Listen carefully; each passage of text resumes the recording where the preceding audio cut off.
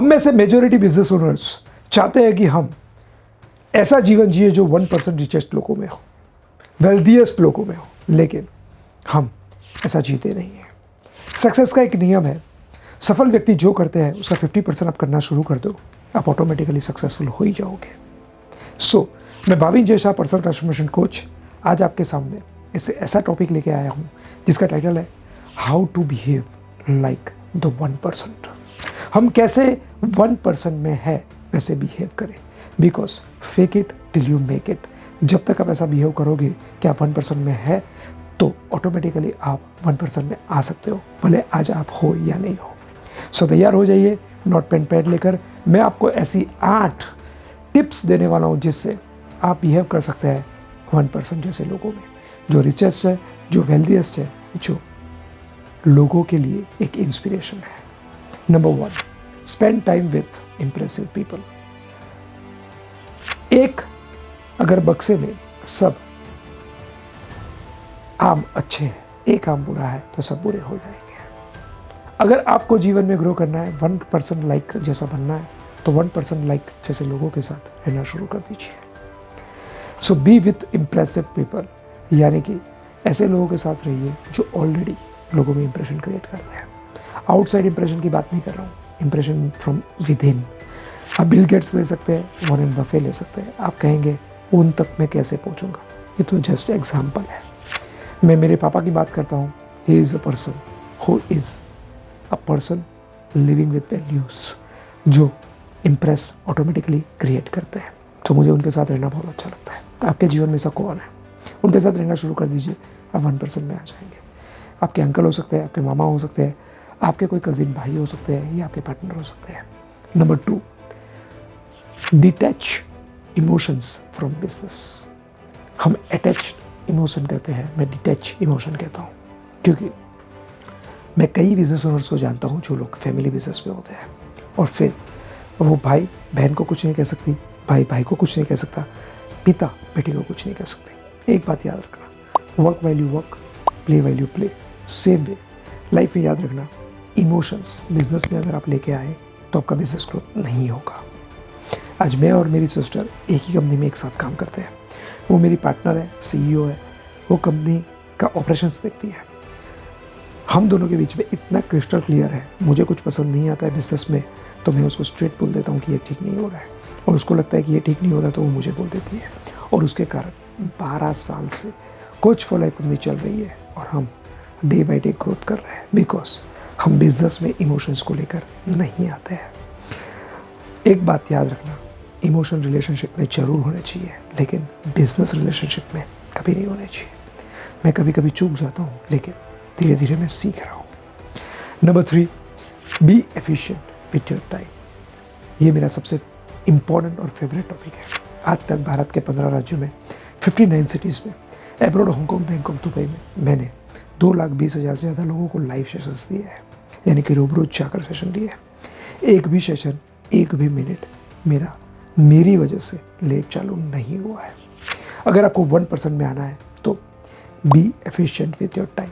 आप कहेंगे मैं कितना भी कहूँ मेरा टाइम मैनेजमेंट होता ही नहीं है। बिलीव मी, टाइम मैनेजमेंट जैसा कुछ होता ही नहीं है। जो भी होता है सेल्फ मैनेजमेंट होता है। टाइम के अगेंस्ट हमको खुद को मैनेज करना है। आपको ट्रेन पकड़नी है, आपको फ्लाइट पकड़नी है, आप क्या करते हैं? अगर वो पकड़ सकते हैं तो हर जगह टाइम पे क्यों नहीं पहुंच सकते हैं? बी श्योर कि आप टाइम को बेस्ट वे में यूटिलाइज करें in your favour with public commitment. Number 4, form your own opinion. ये बहुत ज़रूरी है कि हम अपने खुद के ओपिनियन पे चलें। मैं कई लोगों को जानता हूँ जो कोई टपली मारता है उस दिशा में जाता है, कोई टपली मारता है उस दिशा में जाता है। नहीं, फुटबॉल जैसी ज़िंदगी हो गई है, खुद के कोई ओपिनियन ही नहीं है। Why? Form your own opinion. आपको पता होना चाहिए क्या सही है, क्या गलत है और कुछ समय पे क्या करना है। और उस वे में अगर आपने अपने बिजनेस को ग्रो करना शुरू कर दिया, शायद आपको फेलियर्स मिलेगी, लेकिन आप सक्सेसफुल जरूर होंगे, बिकॉज आपके खुद के ओपिनियन होंगे। मैं एक एग्जांपल देता हूँ। डायमंड इंडस्ट्री में वीनस ज्वेल टॉप नेम में आता है। उसके ओनर है SP शाह। मैं उनसे कई बार मिला हूँ, उनसे बहुत बार गाइडेंस लिया है। 1996 में उन्होंने एक नियम लाया था, 1 डायमंड 1 पैकेट। तब ये रूल नहीं था, लेकिन उनको ये लगा कि आगे जाके यही होगा और यही करना ज़रूरी है। उन्होंने फॉर्म योर ओन ओपिनियन यानी कि खुद के ओपिनियन पे टिके रहे। 96 से 97 उनका बिजनेस टर्नओवर, आप बिलीव नहीं करोगे, 118 बिलियन डॉलर से 36 बिलियन डॉलर पे आ गया। 97 से 98 में 36 बिलियन डॉलर का 19 बिलियन डॉलर पे आ गया, 19 बिलियन डॉलर पे। लेकिन वो फर्म थे अपने ओपिनियन पे। तो एक समय ऐसा आया 2000 और उसके बाद सबने उनको फॉलो किया और आज लास्ट 20 साल से वो डायमंड इंडस्ट्री में टॉप पे है। उनको वॉकिंग यूनिवर्सिटी कहा जाता है क्योंकि वो अपने ओपिनियन पे फॉर्म थे। Number 5, see fear as an opportunity. सबसे बड़ा लोग क्या कहेंगे, लोग हमको साहस करना है, हमको फेल होने का डर लगता है, हमको विचार आता है कि ये करना चाहिए, लेकिन हमको ये लगता है कि यार मैं फेल हो गया तो, या मुझे लोग क्या कहेंगे, मुझे डर लगता है। एक बात याद रखना, जहाँ फियर है ना वहाँ पे कमिटमेंट है। अगर फियर नहीं है तो कमिटमेंट ही नहीं है। मुझे कोई भी नया सेशन लीड करना होता है, मुझे कोई भी वीडियो रूल ऐसे देना होता है, मुझे भी डर लगता है, मैं भी फंबल करता हूँ, लेकिन मैं लगा रहता हूँ। अगर आप लगे रहेंगे तो आप भी कभी ना कभी 1% पे आ ही जाओगे। So if you want to behave like 1%, see fear और failure as an opportunity. Number 6, this is know how to commit and when to commit. ये बहुत इंपॉर्टेंट है, जो कहीं ना कहीं टाइम से रिलेटेड है। कई बार कई लोग ना नहीं कह पाते हैं। कोई कुछ भी काम कहेगा हाँ हो जाएगा, फिर वो अपने टाइम को इतना स्ट्रेच करते हैं कि कहीं के नहीं रह पाते हैं। वाई? आप ये तय करिए कि आपको कब और कहाँ कमिट करना है, ताकि आप श्योर हो पाओ कि आप जो भी करोगे वो उस वे में करोगे जिससे आप अपने टाइम को, अपने आप को मैनेज कर पाओ सेल्फ के साथ, और इसलिए आप अपना बेस्ट आउटपुट दे पाओ।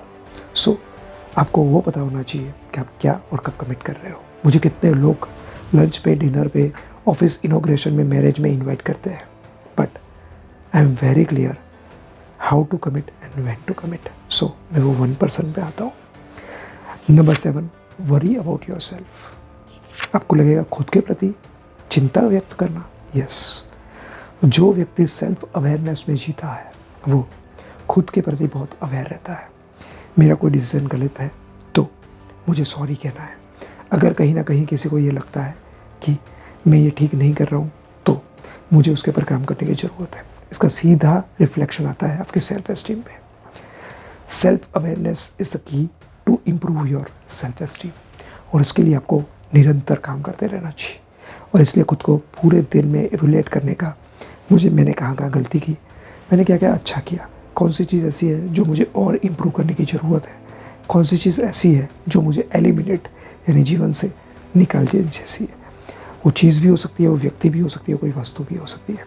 लेकिन अगर हम 1% में जाना चाहते हैं तो हमें सेल्फ अवेयरनेस रखना बहुत ज़रूरी है। ये सबके साथ 8th and the last point, this is very very very important, that is value education.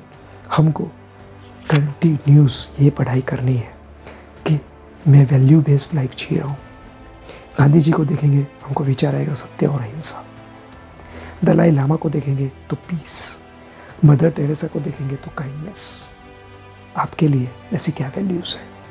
ये सब पॉइंट है, लेकिन वैल्यूज़ नहीं है तो आप वो 1% में नहीं पहुंच पाएंगे जिसमें आप पहुंचना चाहते हैं, जो वेल्दी है और जिसको लोग रिस्पेक्ट देते हैं।